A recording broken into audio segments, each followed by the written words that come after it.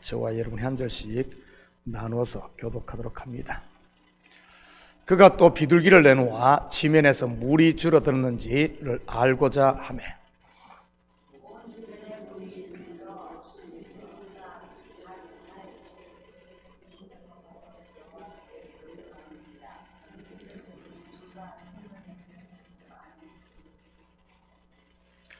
또 7일을 기다려 다시 비둘기를 방주에서 내놓으매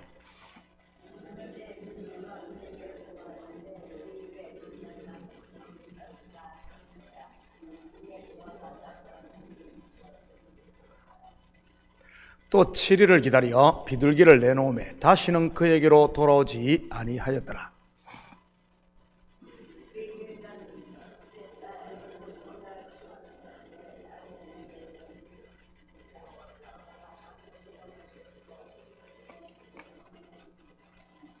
다 같이 읽겠습니다.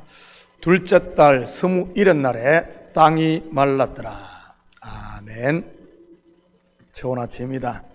우리는 지난 새벽에 물이 가마였는지를 알기 위해 내보낸 까마귀의 실체에 대해 살펴보았습니다. 까마귀로 번역된 히브리어 오레브는 저녁, 어둠 또는 검다는 뜻이라고 했지요.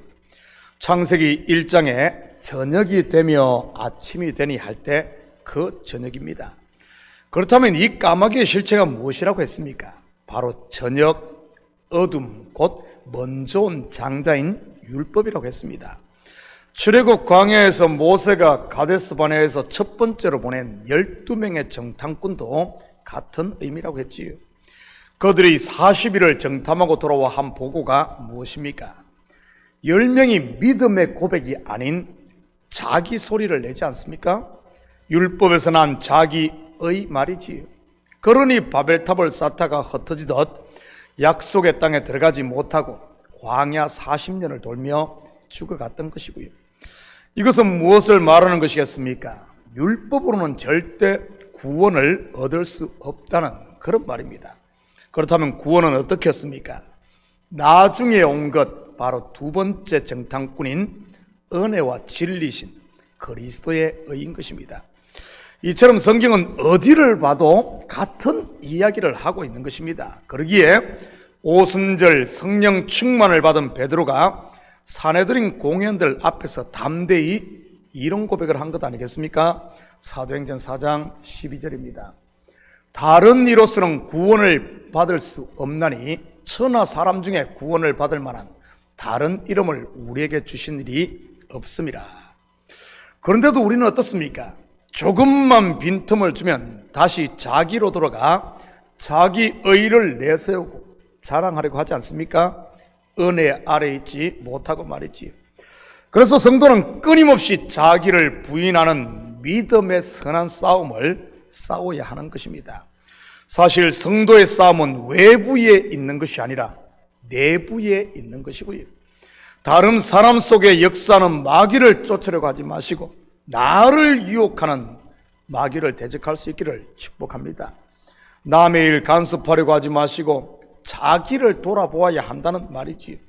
이것이 올바른 성도의 자세인 것입니다. 예수님께서도 같은 말씀을 하고 있지 않습니까? 마태복음 7장 3절에서 5절입니다. 어찌하여 형제의 눈 속에 있는 티는 보고 내 눈 속에 있는 들보는 깨닫지 못하느냐? 보라, 내 눈 속에 들보가 있는데 어찌하여 형제에게 말하기를 나로 내 눈 속에 있는 티를 빼게 하라 하겠느냐? 외식하는 자여, 먼저 내 눈 속에서 들보를 빼어라. 그 후에야 밝히 보고 형제의 눈 속에서 티를 빼리라. 여기서 외식한다는 말은 겉만 보기 좋게 꾸민다는 말로 결국 겉의 것, 율법에 머물고 있는 것을 말하는 것입니다. 다시 말해 까마귀로만 사는 것 말이지요. 까마귀의 삶이 무엇입니까? 발 붙일 곳을 찾지 못하고 계속 왕래, 곧 왔다 갔다만 반복하는 삶인 것입니다. 성전 뜰만 밟는 삶 말이지. 은혜와 평강 곧 하나님 나라를 누리고 맛보지 못한다는 그런 말입니다. 히브리서 10장 1절에서 3절입니다. 율법은 장차 올 좋은 일의 그림자일 뿐이요 참 형상이 아니므로 해마다 늘 드리는 같은 제사로는 나오는 자들을 언제나 온전하게 할 수 없느니라.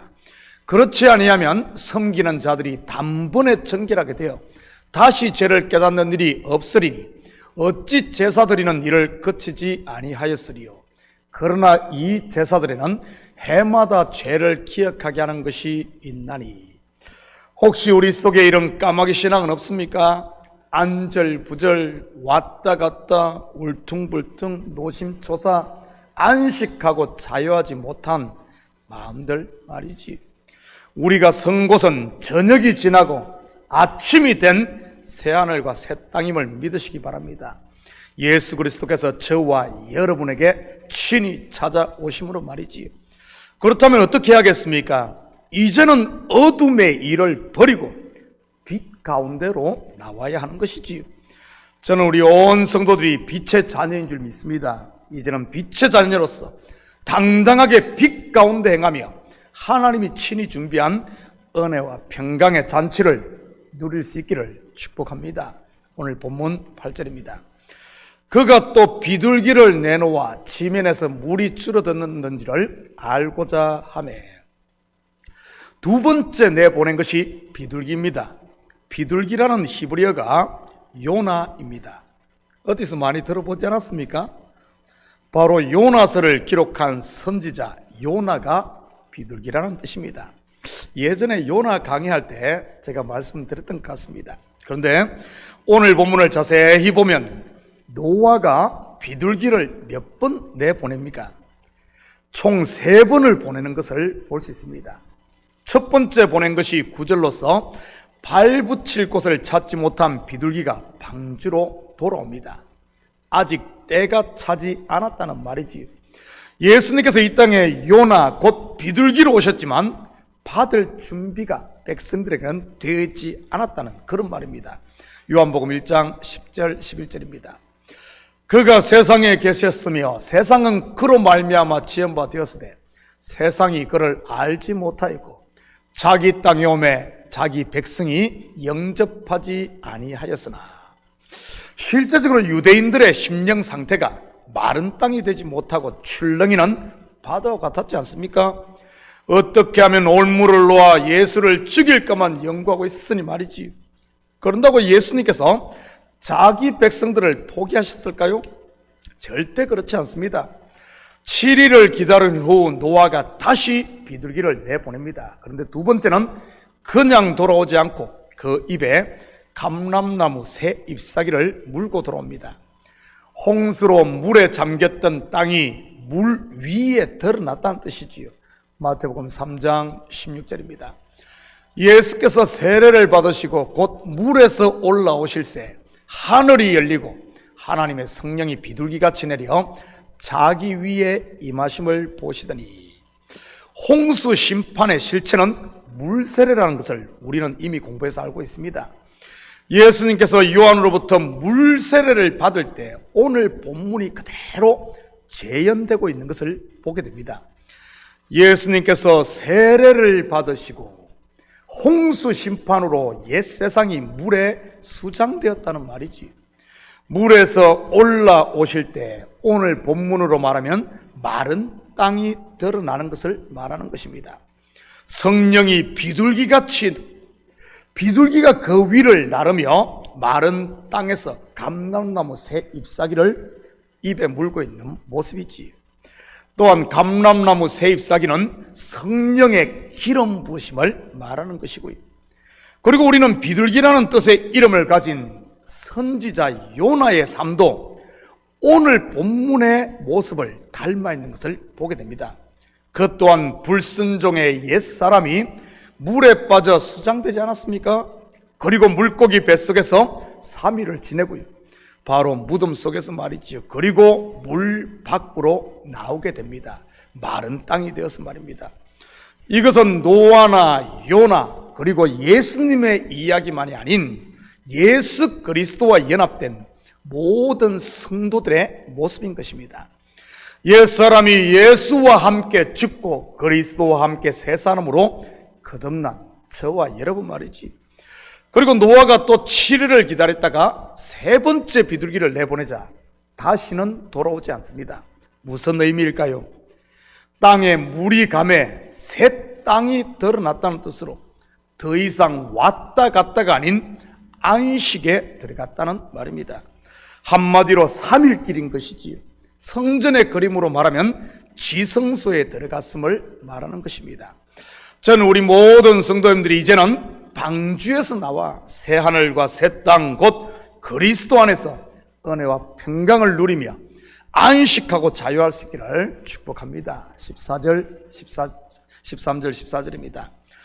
601년 첫째 달 곧 그 달 초하룻날에 땅 위에서 물이 그친지라 노아가 방주 뚜껑을 제치고 본즉 지면에서 물이 그쳤더니 둘째 달 서무 이른 날에 땅이 말랐더라. 노아가 방주에 머문 기간이 총 얼마인 줄 아십니까? 377일입니다. 홍수가 시작된 때가 노아의 나이 600세 되던 해 둘째 달 11의 날입니다. 그리고 땅이 말라 방주에서 나온 날이 601년, 1년이 지났죠. 그리고 둘째 달 서무 1의 날이고요. 그리고 방주에 들어간 날은 홍수가 시작되기 7일 전에 들어갔으니 총 377일입니다. 그런데 노아가 방주에 들어갔을 때 방주의 문을 하나님께서 닫았습니다. 그런데 방주에서 나올 때는 노아가 직접 방주 뚜껑을 제치고 나오는 것을 보게 됩니다. 심판의 물이 출렁일 때 방주는 분명 그들을 구원하는 방주임이 틀림없습니다. 그런데 방주가 아라랏산에 머물고 땅이 말랐는데도 방주에서 나오지 않고 그 방주에서 계속 머물고 있다면 그 방주가 노아와 그의 탄 생물들에게 무엇이 되겠습니까? 바로 감옥이 되는 것이요 무덤이 되는 것입니다. 그러기에 예수님께서도 제3일에 살아나신 후에는 무덤에 계시지 않고 나오셨고 요나도 물고기 뱃속에서 나왔던 것이지요. 바닷속에 있을 때, 바다에 빠졌을 때 물고기 뱃속은 요나를 살리는 방주였지만 말입니다. 3일 후에 나오잖아요. 바울과 실라도 감옥문이 열리자 더 이상 감옥에 머물지 않고 나왔던 겁니다. 영적으로 보면 분명 지금은 땅이 마른 은혜와 긍휼의 때인 줄 믿으시기 바랍니다. 그렇다면 어떻게 해야겠습니까? 바로 나라는 옛사람의 방주의 뚜껑을 제치고 이제는 나와야 하는 것이지요. 하나님께서 준비하신 혼인잔치로 말입니다. 그리고는 함께 모여 잔치하며 즐거워해야 하는 것입니다. 잔치에 없어서는 안 되는 게 뭡니까? 즐거움을 더하는 포도주인 겁니다. 그래서 방주에서 나온 노아가 제일 먼저 한 것이 포도농사를 지은 것이고요. 사랑하는 성도 여러분, 지금이 은혜 받을 만한 때요, 지금이 구원의 날인 줄 믿으시고 더 이상 어둠 속에서 혼자 서성이지 마시고 이제는 과감히 나라는 옛사람을 십자가에 못 박고 무덤 문을 열고 나와 하나님께서 복으로 주신 이 교회 공동체 은혜와 평강 하나님의 나라를 함께 누리며 사는 이런 복된 성도들이 되시기를 주님의 이름으로 축복합니다. 같이 기도하십시다. 사랑의 아버지 하나님, 참으로 감사를 드립니다. 지금은 바로 방주의 뚜껑을 열고 나올 때입니다. 은혜와 평강의 아버지 하나님, 하나님 나라를 우리에게 주시고 더 이상 심판의 물이 아버지 하나님 우리에게서 물러가게 하셨는데도 불구하고 여전히 옛사람에 갇혀 울며 이만 갈고 있지는 않은지 우리의 아버지 하나님 심령 속을 살피게 하시고 우리 속에 두려움이 있고 걱정과 근심이 있고 시기와 질투가 있다면 이 시간 아버지 하나님 이 기도 시간에 이 예배 시간에 우리의 마음을 주님 앞에 드림으로 옛것은 다시 한 번 더 십자가에 못 박고 그리스도와 함께 부활한 새 사람으로 사는 저희들 되게 도와주시옵소서. 설령 우리 속에 아버지 하나님 여러 가지 기도 제목이 있을 줄 압니다. 이 기도 제목들 혼자만 끙끙 앓고 있는 것이 아니라 주님 앞에 아뢰므로 말미암아 아버지 하나님 주님의 살아계심을 다시 한 번 더 경험하고 체험하며 그 매임에서 해방되는 저희들 되게 도와주시옵소서. 감사드리며 예수님의 이름으로 기도드립니다. 아멘.